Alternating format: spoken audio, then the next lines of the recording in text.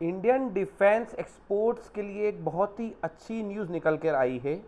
यहाँ पर ध्यान दीजिए, एम्ब्रेयर 390 मिलिट्री कार्गो प्लेन जो अपने आप को साबित कर चुका है पूरी दुनिया में, जो स्विस आर्मी भी ऑर्डर कर चुकी है, ये इंडिया के साथ में जॉइंट प्रोडक्शन करने के लिए, पूरी असेंबली इंडिया में सेट करने के लिए रेडी है।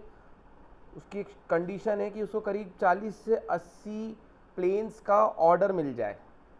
ठीक है, अभी इसके कई और कॉम्पिटिटर्स भी हैं, जिसमें कि कई लोगों ने नोटिस नहीं किया होगा कि जापान का कावासाकी C2 की क्षमता इससे करीब करीब 1.5 गुना है, लोड कैरिंग कैपेसिटी में, लेंथ में, हाइट, सीलिंग में, यानी कितनी हाइट तक ये जा सकता है उसमें, कितनी लेंथ कर सकता है उसमें, कितने मिलिट्री पर्सन्स आर्मर्ड व्हीकल्स को कैरी कर सकता है उसमें। ऐसी कई जगह पर कावासाकी C2 इससे एम्ब्रेयर C390 से 1.5 गुना है, एग्जैक्टली ऑलमोस्ट 1.5 गुना। तो आप लोग सोच रहे होंगे कई वीडियोस को देख करके कि इंडिया ने इनको ऑर्डर क्यों नहीं दिया। ऐसा बिल्कुल नहीं है। इंडियन आर्मी मिलिट्री को आप बहुत कैपेबल समझिए। उन्होंने कावासाकी C2 को भी इंफॉर्मेशन और अपनी डील देने के लिए ऑफर दिया है। अब डिपेंड करता है कि कौन सी cargo, military cargo plane India की कंडीशंस को, क्योंकि इंडिया की टोपोग्राफी बिल्कुल अलग है। कावासाकी के साथ प्रॉब्लम ये है कि ये 50 से 60 टन कैरी तो कर सकता है, लेकिन ज़्यादा हाइट वाले एरियाज़ में ये 32 टन ही कैरी कर सकता है। ठीक है, तो इसका फिर कंपटीशन दूसरे और ब्रांड से भी हो जाएगा, लॉकहीड मार्टिन के C130 से भी हो जाएगा इसका कंपटीशन। ठीक है, लेकिन नॉर्मल कंडीशंस में इसकी कैरिंग कैपेसिटी 1.5 गुना है। अब प्राइसिंग का फैक्टर है, इंडिया में प्रोडक्शन का फैक्टर है, और एक्सपीरियंस अपर हैंड है एम्ब्रेयर C390 का। ये ट्राइड एंड ट्रस्टेड है, पूरी दुनिया में ये काफ़ी कंट्रीज़ खरीद चुकी हैं, इंडिया ऑलरेडी इसको ऑपरेट करती हैं, और इसको एक्सपोर्ट करना is just like selling a product जिसका गुडविल पहले से है।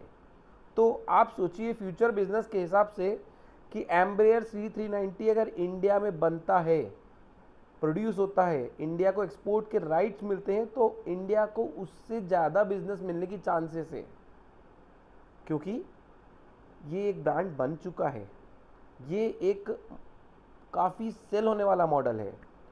तो आप ही बताइए, सजेस्ट करिए, डाटा चेक करिए कि इंडिया को दोनों फ्लाइट्स में से कौन सा लेना चाहिए।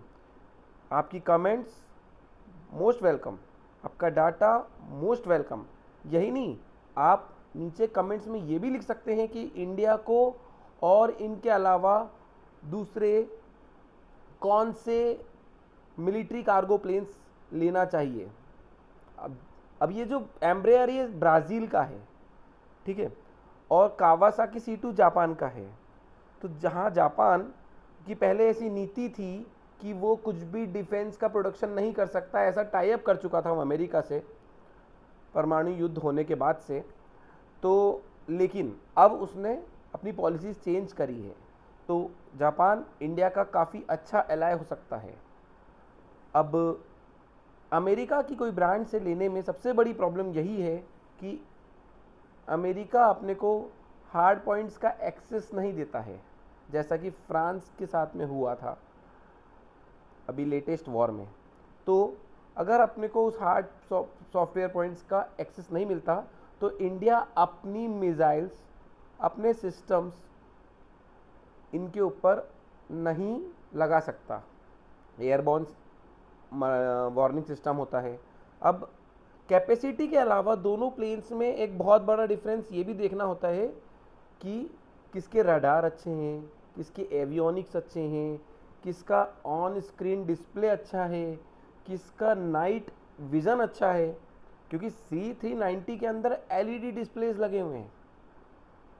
जिसका नाइट विज़न काफ़ी अच्छा है, ये काफ़ी ट्राइड एंड टेस्टेड है।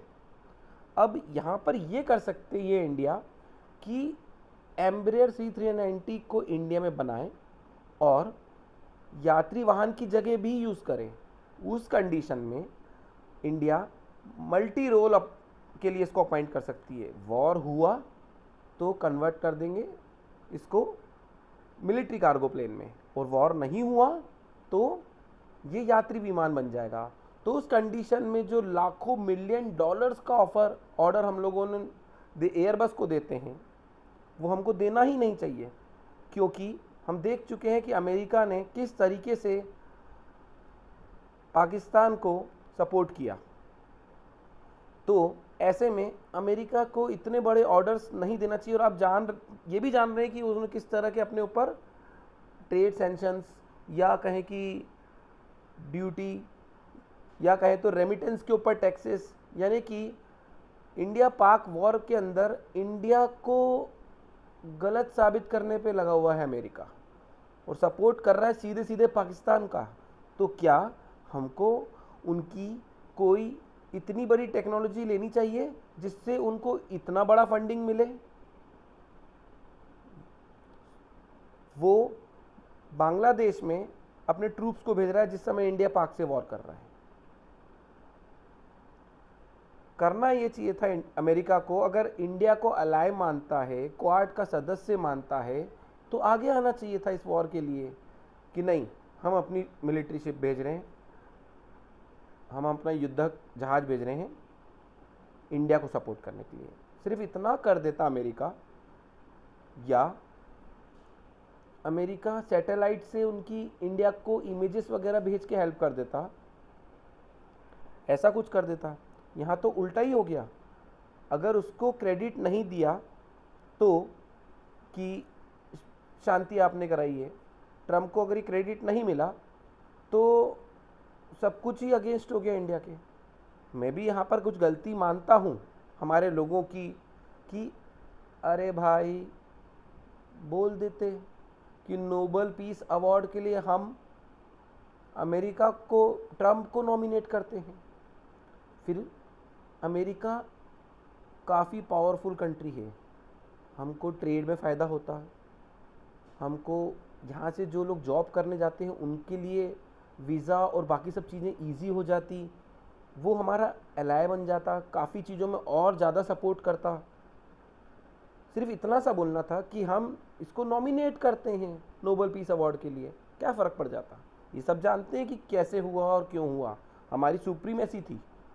मोदी जी का प्लान बेस्ट था, उनका एक मिसाइल इंडिया पे आकर के गिर नहीं पा रहा था, उनका ड्रोन, इंडिया का D4 ड्रोन सिस्टम इतना पावरफुल, वर्ल्ड में नंबर 1 प्रूव हो चुका है। मतलब इतना पावरफुल कि उसमें लेज़र अटैक कैपेसिटी है, यानी कि लेज़र से, GPS स्पूफिंग से ये अटैक कर सकता है सामने वाले के ड्रोन्स के ऊपर।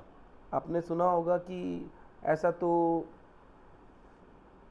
इंडिया के पास नहीं है, लेकिन इसकी कैपेसिटी है GPS स्पूफिंग, यानी कि रास्ता भटका सकता है और साथ में हार्ड किल कर सकता है अपनी लेज़र से, इतना पावरफुल। अगर ये रशिया के युद्ध में रशिया ने इंडिया से परचेज कर लिया होता ना, तो उस ड्रोन हमले में एक भी ड्रोन रशिया में आके नहीं गिरता और फिर रशिया रिटेलिएट ही नहीं करता। तो पूरी दुनिया को, इंडिया को ये सिस्टम रशिया को दिलवा देना चाहिए, परचेज करवा देना चाहिए, लग जाना चाहिए, इवन नाटो को भी लग जाना चाहिए, क्योंकि D4 सिस्टम उन्होंने लिया, उन पे अटैक ही नहीं होगा, पुतिन पे अटैक नहीं होगा, रशिया पे अटैक नहीं होगा, तो वो रिटेलिएट ही नहीं करेगा। वो रिटेलिएट ही नहीं करेगा तो युद्ध धीरे धीरे ख़त्म होने लगेगा। भारत पाकिस्तान का युद्ध इतने कम समय क्यों चला? क्योंकि हमारी सुप्रीमेसी थी, उनका एक भी अटैक हमारे तक नहीं पहुंच पा रहा था। और चाइना की हाइपरसोनिक PL-15 मिसाइल, वो तक इस ड्रोन किलर मशीन ने, एंटी ड्रोन सिस्टम ने किल कर दिया उसको, उसके टुकड़े हो गए। आज इंडिया उसकी रिवर्स इंजीनियरिंग करके चेक कर रहा है और ऐसे सिग्नेचर उसका डाल देगा अपने इन सिस्टम्स के अंदर, एंटी ड्रोन सिस्टम्स के अंदर, तो उनकी ये मिसाइल तो कचरा हो जाएगी, क्योंकि उसका सिग्नेचर अपने को पता होगा तो उसको पकड़ना कितना आसान हो जाएगा। रिवर्स इंजीनियरिंग सिर्फ इसलिए नहीं करी जाती कि हम उनके जैसी मिसाइल बना लें, उनकी टेक्नोलॉजी कॉपी कर लें जो चाइना करते आया है। ये इसलिए भी करी जाती है कि इसकी टेक्नोलॉजी को समझें, इसका रडार सेक्शन अभी भी चालू है, ठीक है। तो PL-15 कई देश हमसे मांग रहे हैं कि यार चलो हमको भी दे दो, हमको भी दे दो। पहले हम लोग इसके सेक्शन को समझ लें, रडार सिग्नेचर क्या है, फिर हम वो डाटा फीड कर देंगे। फिर हमारा ये जो AI बेस्ड D4 दुनिया का best drone killing machine anti radar system है, उसके अंदर इसको